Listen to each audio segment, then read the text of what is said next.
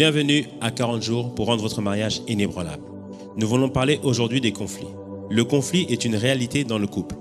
On peut définir le conflit comme étant un affrontement, une controverse, un vif désagrément concernant des intérêts, des idées, des sentiments entre deux personnes.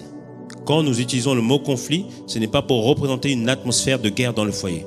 Le conflit est plutôt une situation où les problèmes doivent être examinés et discutés afin d'arriver à une solution.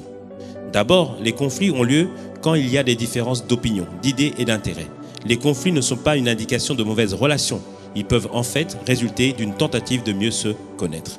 Dans un bon mariage, nous avons la possibilité d'exprimer nos opinions et nos idées. Et par conséquent, il y a des affrontements. Mais il faut savoir comment aborder les points de désaccord. Les différences sont une richesse et du désaccord peut jaillir des bonnes choses. Deuxièmement, le conflit peut également avoir lieu quand il y a un manque d'habileté en communication.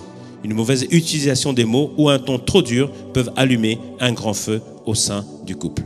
Éphésiens 4, versets 26 à 27 nous dit ceci. « Si vous mettez en colère, ne péchez point, que le soleil ne se couche pas sur votre colère et ne donnez pas accès au diable. » Quand vous êtes en colère, ne niez pas que vous êtes en colère. Cela signifie qu'il y a une chose à corriger au sein de votre couple.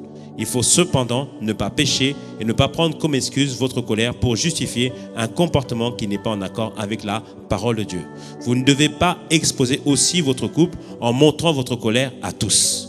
Ne vous murez pas dans le silence. Toute colère devra être traitée avant le coucher.